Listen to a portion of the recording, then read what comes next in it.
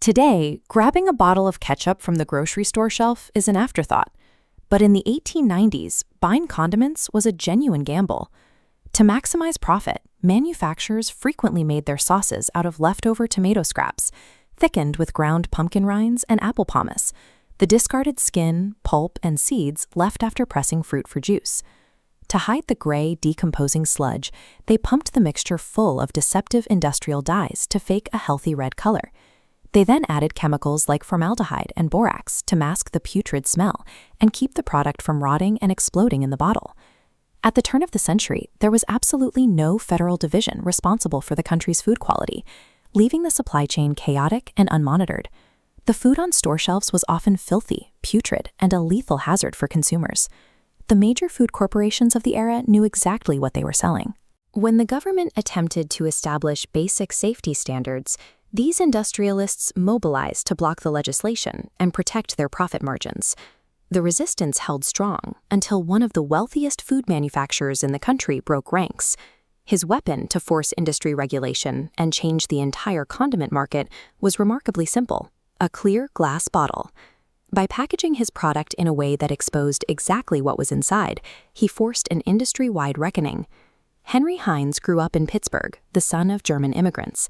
He was raised with a strict education. His mother instilled deep Christian principles, frequently telling Henry to do all the good you can. By his 20s, Heinz had built a successful business selling prepared horseradish. Then, a nationwide financial panic in 1875 drove the young company into total bankruptcy. The courts legally cleared him of all outstanding debts. Heinz ignored the ruling. He viewed his financial obligations as a moral duty, and over the following years, he personally paid back every single penny he owed.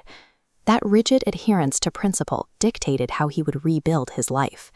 When he started over, his morals dictated his manufacturing process. Competitors deliberately used dark glass to obscure the impurities and fillers in their horseradish and sauces. Heinz rebuilt his brand on a strict policy of visibility. He packaged his horseradish in entirely transparent glass, inviting customers to visually inspect the purity of the root before they bought it. He then applied this exact philosophy to the most notorious condiment on the market, ketchup.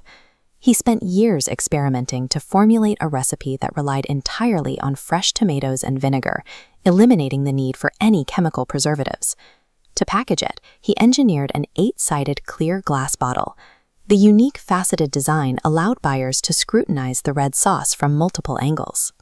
He backed up the packaging by opening his Pittsburgh factories to public tours, allowing anyone to verify the cleanliness of his operation and observe his well-treated workers.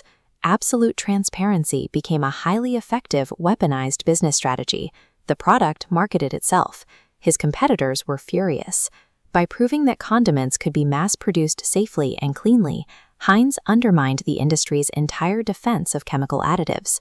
Meanwhile, in Washington, an underpaid federal chemist named Harvey Washington Wiley had spent years exposing widespread food fraud at the Department of Agriculture.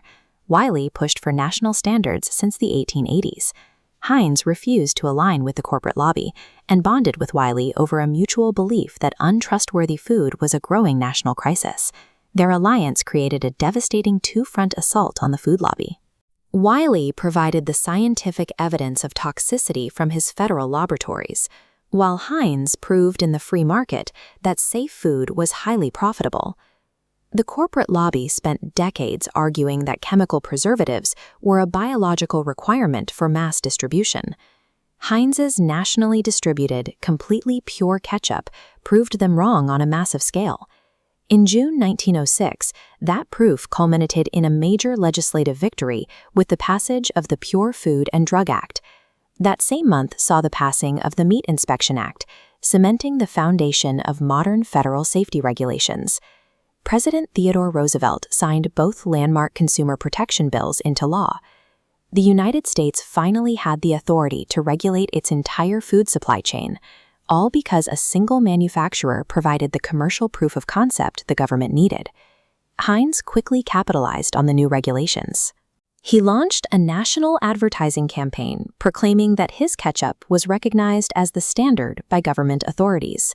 The public responded.